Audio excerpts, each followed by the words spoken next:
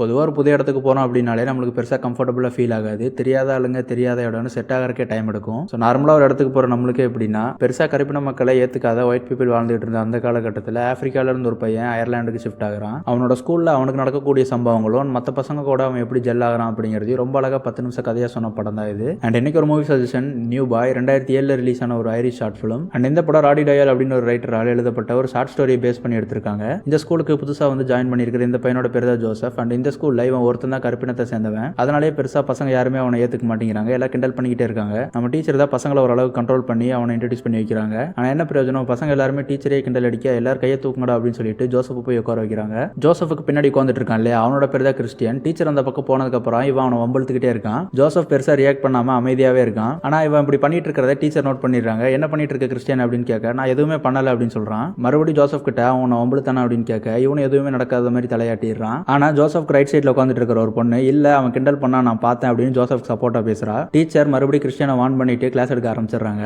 And Joseph அப்படியே அவனோட பழைய பாஸ்ட் எல்லாம் நினைச்சு பார்க்கறான். அவங்க ஊர்ல அவனோட ஸ்கூல்ல அவன் ஃப்ரெண்ட்ஸ் கூட உட்காந்து படிச்சுட்டு இருந்தது, ஆன்சர் பண்ணது எல்லாத்தையுமே நினைச்சு பார்த்துட்டு இருக்கான். அங்க இங்க இருக்கிற மாதிரி இல்லாம எல்லா பசங்களோடையுமே நல்லா பேசி பழகி சந்தோஷமா தான் இருந்திருக்கான். அண்ட் அவங்க அப்பா தான் அந்த ஸ்கூலோட டீச்சருமே. ஸோ இதெல்லாம் அவன் நினைச்சு பார்த்துட்டு இருக்க, மறுபடியும் பின்னாடி இருந்து அந்த கிறிஸ்டியனை அவனை வம்பளுக்கிறான். உங்க ஊர்ல இருக்கிற மக்களுக்குலாம் கிறிஸ்மஸ்னா என்னன்னு தெரியுமா அப்படின்னு கேட்கறான். ஏன்னா அந்த டைம்ல ஆப்பிரிக்கால வாழ்ந்துட்டு இருந்த மக்கள் போராலையும் வறட்சியாலையும் ரொம்பவே பாதிக்கப்பட்டிருந்தாங்க. இது பத்தாதுன்னு கையில எதையோ எடுத்துக்கிட்டு ஜோசப் கிட்ட காமிச்சு இதை சாப்பிடுன்னு பொல்லி பண்ணிட்டே இருக்கான். இதுக்கு மேல பொறுக்க முடியாத ஜோசப் அவனோட கையை பிடிச்சி அப்படியே முறுக்கி கீழே தள்ளிடுறான். அவனும் வழியில கத்த இதை டீச்சர் பாத்துறாங்க. என்ன பண்ணிட்டு இருக்க, கையை விடு ஜோசப் அப்படின்னு சொல்லி அவங்க ரெண்டு பேருமே பிரிச்சு விடுறாங்க. அண்ட் மற்ற பசங்க எல்லாருமே இதை பார்த்துட்டு பெருசா கத்தி ஆர்ப்பாட்டம் பண்றாங்க. அந்த கிளாஸை கண்ட்ரோல் பண்றது அந்த டீச்சருக்கு அவ்வளவு கஷ்டமா இருக்கு. கடைசியா டீச்சர் ஜோசப் கிறிஸ்டியனையும் பார்த்து இனிமேல் நீங்க ரெண்டு இந்த மாதிரி சண்டை போட்டுக்க கூடாது அப்படின்னு சொல்லி வான் பண்ணி அனுப்பி விடுறாங்க. அண்ட் மொத்த கிளாஸ்லயுமே அந்த ஒரு பொண்ணு மட்டும் தான் இவனுக்கு சப்போர்ட்டா இருக்கா. அவனை பார்த்து சிரிக்கிறா. ஆனா ஜோசப் யார்கிட்டயுமே பெருசா செட் ஆகாம பேசாம அமைதியாவே இருக்கான். அதுக்கப்புறமா டீச்சர் எல்லாரும் சம் சால்வ் பண்ணிட்டீங்களா, போதும் டைம் ஆச்சு, எல்லாம் நோட்டை மூடுங்க, போர்டில் வந்து சம் சால்வ் பண்ணுங்க, யார் சால்வ் பண்ண போறீங்க அப்படின்னு கேட்க எல்லா பசங்களும் கை தூக்குறானுங்க. அதுல ஒரு பையன் கை தூக்காம உட்காந்துட்டு இருக்கான். கரெக்டா அவனை பிடிச்சி நீ வந்து சம் சால்வ் பண்ணு அப்படின்னு சொல்றாங்க. அந்த பையனோட பேரு செத். அவனும் டீச்சரை பார்த்துட்டு நான் தான் கை தூக்கவே இல்லையே, என்ன ஏன் கூப்பிடுறீங்க அப்படின்னு கேட்கறான். நீ கை தூக்கலனாலும் பரவாயில்ல, வந்து சால்வ் பண்ணு அப்படின்னு சொல்றாங்க. அவனும் எந்திரிச்சு போர்ட் கிட்ட வந்து பார்த்துட்டு எனக்கு தெரியாது அப்படின்னு சொல்றான். டீச்சர் அதுக்கு மேல ஒன்றும் பண்ண முடியாம சரி போ அப்படின்னு சொல்லிட்டு வேற யார் வர்றது அப்படின்னு கேட்கறாங்க. கடைசியில் அந்த பொண்ணு தான் வரா. அந்த பொண்ணு வந்து போர்டில் சம் சால்வ் பண்ணிட்டு இருக்க, மறுபடியும் அவங்க ஊர்ல அவங்க அப்பாவோட ஸ்கூல்ல இருந்ததெல்லாம் நினைச்சு பார்க்கறான். அவங்க அப்பா எல்லாத்துக்கும் மேக்ஸ் சொல்லி கொடுத்துட்டு இங்க படிச்சது மட்டும் இல்லாம வீட்டுக்கு போய் பிராக்டிஸ் பண்ணுங்க அப்படின்னு சொல்லி எல்லா பசங்களையும் தாட்டி விடுறாரு. அண்ட் மற்ற பசங்களோட ஸ்லேட் எல்லாத்தையுமே கலெக்ட் பண்ணிட்டு அவங்க அப்பாவுக்கு ஹெல்ப் பண்ணிட்டு அவன் அங்கேயே இருக்கான். அதுக்கு முந்தின நாள் ஃபுட்பால் விளையாடும் போது என்ன நடந்தது அப்படிங்கறது எல்லாத்தையுமே அவங்க அப்பாவோட ஜாலியா பேசிட்டு இருக்கான். அண்ட் இதே டயத்துல உள்ள 2 ஆஃபீஸர் வராங்க. பசங்களுக்கு பாடம் சொல்லி கொடுத்ததுக்காக அவங்க அப்பாவை கன் பாயிண்ட்ல கூட்டிட்டு போறாங்க. இவன் அப்படியே ஒளிஞ்சுக்கிறான் அந்த டெஸ்க் ஓரமா. அண்ட் வெளியில கூட்டிட்டு போய் அவங்க அப்பாவை ஷூட் பண்ண அப்படியே கட் பண்ணா இங்க இவன் மேல ஒரு வாட்டர் பலூன் வந்து அடிக்குது. வீசினது வேற யாரும் இல்ல, நம்ம கிறிஸ்டியன் தான். மறுபடியும் இவங்க கூட சண்டைக்கு வரான். 2 பேருமே அப்படியே முறைச்சிட்டே நிக்கிறானுங்க. நம்ம கிறிஸ்டியன் அவன் அடிக்க வர நம்ம ஜோசப் அவனோட கையை பிடிச்சி அப்படியே கீழே அமுக்குறான். மற்ற பசங்க எல்லாருமே அப்படியே சுத்தி நின்று பார்க்க ஆரம்பிக்கிறாங்க. இவனுக்கு 2 பேரும் சண்டை போட்டுக்குவானுங்க அப்படின்னு எல்லாம் பார்த்துக்கிட்டே இருக்காங்க. ஆனா அவனு 2 பேரும் அப்படியே முறைச்சிக்கிட்டே நின்றுட்டு இருக்கானுங்க.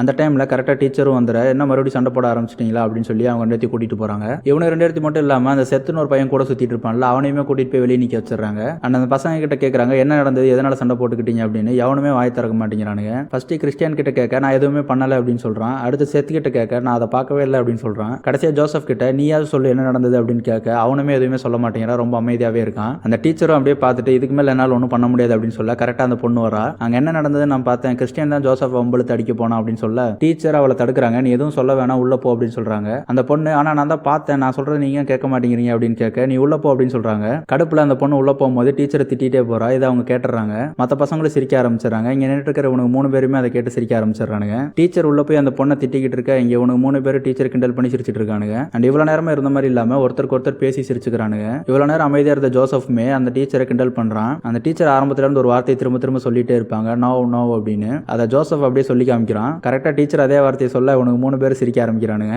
உள்ள அந்த பொண்ணை திட்டி தாட்டி விட்டுட்டு மறுபடியும் வெளியே வர உனக்கு 3 பேர் இப்படி சிரிச்சிட்டு இருக்கிறத பாக்குறாங்க. அண்ட் டீச்சர் வந்ததுக்கு அப்புறமா அந்த சிரிப்பு அடக்க முடியாம 3 பேர் டீச்சரை பார்த்து சிரிக்க டீச்சருக்கே சந்தோஷமா தான் இருக்கு. பரவாயில்ல பசங்க ஒன்று சேர்ந்துட்டானுங்க அப்படின்னு. டீச்சர் பார்த்து சிரிச்சுட்டு 3 பேர் உள்ள போங்க அப்படின்னு சொல்றாங்க. என்னதான் படிக்கிறது பரிச்சை எழுதுறது இருந்தாலுமே இந்த மாதிரியான விஷயங்கள் தான் ஸ்கூலோட ஒரு பெரிய அட்வான்டேஜாவே அமையுது. மக்கள் வெளியில எவ்வளவுதான் பண வேறுபாடு நிற வேறுபாடுன்னு இருந்தாலுமே அதை எல்லாத்தையும் மறந்துட்டு பசங்க ஒருத்தருக்கு ஒருத்தர் ஒத்துமையா இருக்கிறதுக்கான சூழ்நிலைகளை பெரும்பாலும் ஸ்கூல் தான் உருவாக்கி கொடுக்குது. ஸோ படம் இங்கே முடியுது. அண்ட் இந்த படம் எப்படி இருந்துச்சு அப்படிங்கிறத கமெண்ட்ல சொல்லுங்க. நான் உங்களை நெக்ஸ்ட் வீடியோல பார்க்குறேன். நான் உங்க நீங்க நம்ம சேனலை சப்ஸ்கிரைப் பண்ண மறந்துடாதீங்க.